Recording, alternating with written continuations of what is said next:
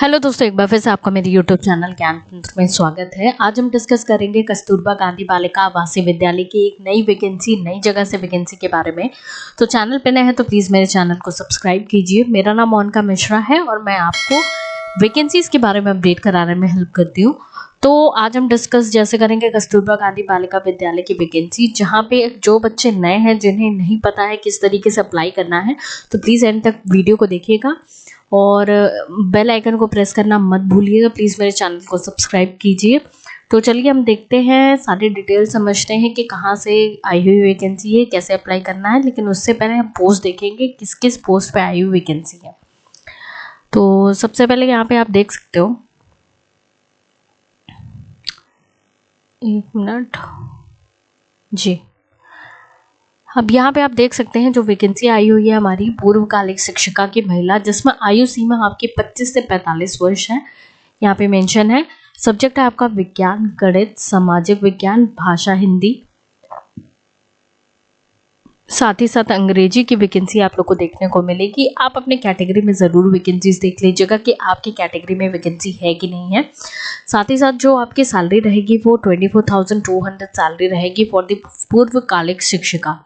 अब यहाँ पे अगर हम एक एसेंशियल क्वालिफिकेशन की बात करें तो कंसर्न सब्जेक्ट में आपका होना चाहिए, जो परस्नातक होता है, प्रशिक्षित स्नातक होता है, आपका कंसर्न सब्जेक्ट में होना चाहिए। साथ ही साथ आपका टेट क्वालिफाई होना चाहिए और बीएड आपका होना चाहिए, या तो आपने एलटी प्रशिक्षण लिया हो या आपने बीएड किया हुआ हो एनसीटीई के तहत, तो आप अप्लाई कर सकते हो। तो यहाँ पे मेंशन किया गया है, सेम चीज़ सारे सब्जेक्ट में मेंशन मतलब लागू होती है।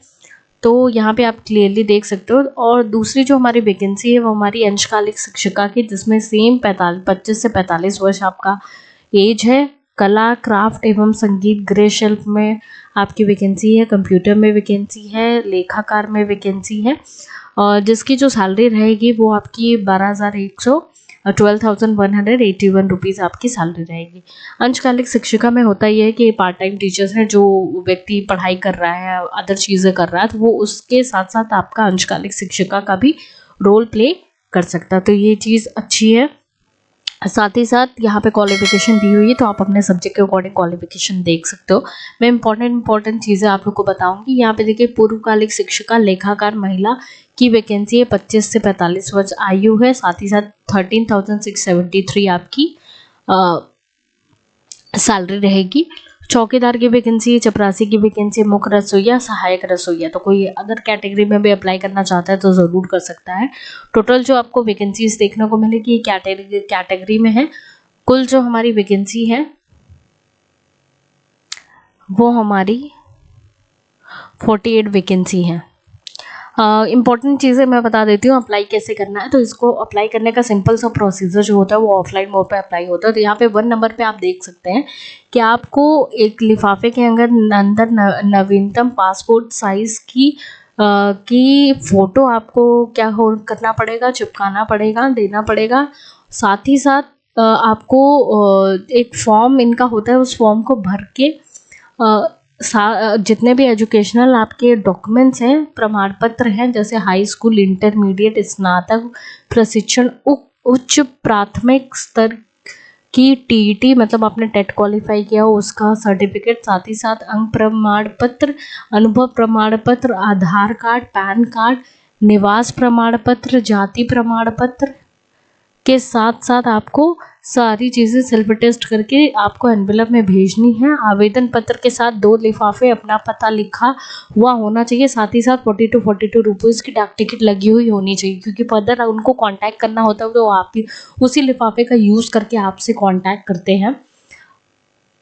तो ये तो हो गया अप्लाई करने का प्रोसीजर कि कैसे अप्लाई होता है और कितनी वैकेंसी है, वो चीज़ मैंने आप लोगों को दिखा दी। अब मैं ये दिखा देती हूँ कि कहाँ से आई हुई वैकेंसी, उस पर भी बात कर लेते हैं। ये जो हमारी वैकेंसी आई हुई है, ये हमारे कार्यालय जिला बेसिक शिक्षा अधिकारी प्रयागराज से आई हुई वैकेंसी। तो काफ़ी बच्चे प्रयागराज के हैं जो पूछते हैं यहाँ से वैकेंसीज बता दीजिए, और मेरा होम टाउन भी प्रयागराज है। तो यहाँ से ये इसके ऑफिशियल वेबसाइट है। इस ऑफिशियल वेबसाइट पे आप जाके आपको डिटेल मिल जाएगी। जो लास्ट डेट है अप्लाई करने की वो 6 मई है। तो यहाँ पे मेंशन है 6 मई को आपको शाम 5 बजे तक आपका आवेदन पत्र पहुंच जाना चाहिए, अन्यथा वो रिजेक्ट कर दिया जाएगा। तो अब अप्लाई कैसे करना है? ऑफलाइन मोड पे अप्लाई होना, इनका फॉर्म भर के अपने सारे डॉक्यूमेंट के साथ आपको अप्लाई करना है। कुछ इंपॉर्टेंट चीज़ें जो मैं बता देती हूँ। एक तो टेट अनिवार्य है पूर्व कार्यक शिक्षिका के लिए। और अब प्रोसीजर जो होता है सिलेक्शन का वो यही होता है कि जो आपके एजुकेशन जो आपकी एजुकेशनल क्वालिफिकेशन है उसमें जो भी मार्क्स है उसका परसेंटेज निकाल के एक मेरिट लिस्ट प्रिपेयर होती है। अगर आप उनके उस मेरिट लिस्ट में आते हैं तो आपका सिलेक्शन हो जाता है। तो जैसे यहाँ पे देखिए हाई स्कूल, इंटरमीडिएट, स्नातक उपाधि प्रशिक्षण, ये इस तरीके से ये परसेंटेज निकाला जाएगा हर एक चीज़ का। फिर उसके बाद ही वो डिसाइड करेंगे अपना जो भी इनका पैरामीटर होता है किस तरीके से लिस्ट प्रिपेयर करनी है, उसके हिसाब से ही फिर वो फाइनल लिस्ट वो डिक्लेयर करते हैं। और यहाँ पे देखिए अगर कस्तूरबा गांधी बालिका आवासीय विद्यालय में आपने शिक्षक के रूप में कार्यरत अनुभव अगर किया हुआ है तो उसका भी आपको एडिशनल एडवांटेज मिलता है। तो यहाँ पे उसका भी मार्किंग के लिए भी दिया गया है। साथ ही साथ मैंने आप लोग को लास्ट डेट बता दी और मैं आप लोग को इनका ये फॉर्म दिखा देती हूँ। इससे सेम चीज़ फॉर्म आपको मिल जाएगा, वेबसाइट में मेंशन कर दूंगी। ये फॉर्म आपको भर के अपने सारे डॉक्यूमेंट्स लगा के ही आपको भेजने हैं प्रयागराज को, आपका जहाँ से आई हुई वैकेंसी है।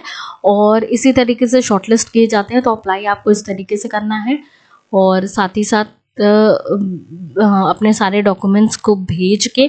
और हाँ, एक चीज़ और है कि अगर आपको एक पद के लिए अप्लाई करना है, सेपरेट एप्लीकेशन आपको भेजना होगा सेपरेट पोस्ट के लिए। अगर आप 2 पोस्ट के लिए अप्लाई करना चाहते हो तो 2 आपको लिफाफे भेजने होंगे। एक लिफाफे में 2 पोस्ट के लिए अप्लाई मत भेजिएगा वरना वो कैंसिल हो जाएगा, आपको किसी के लिए कंसिडर नहीं किया जाएगा। तो ये इंपॉर्टेंट चीज़ है। तो आपको सेपरेट एप्लीकेशन फॉर्म सबमिट करना होगा फॉर द सेपरेट पोस्ट, इस चीज़ को ध्यान में रखिएगा। तो जितने भी इंटरेस्टेड कैंडिडेट है जो अप्लाई करना चाहते हैं बिल्कुल अप्लाई कीजिए। कमेंट सेक्शन में ज़रूर पूछिएगा अगर कोई प्रॉब्लम होती है तो। प्लीज़ मेरे चैनल को सब्सक्राइब कीजिए और मुझे मोटिवेट कीजिए कि मैं ज़्यादा से ज़्यादा वीडियो लेके आ पाऊँ। Thank you so much.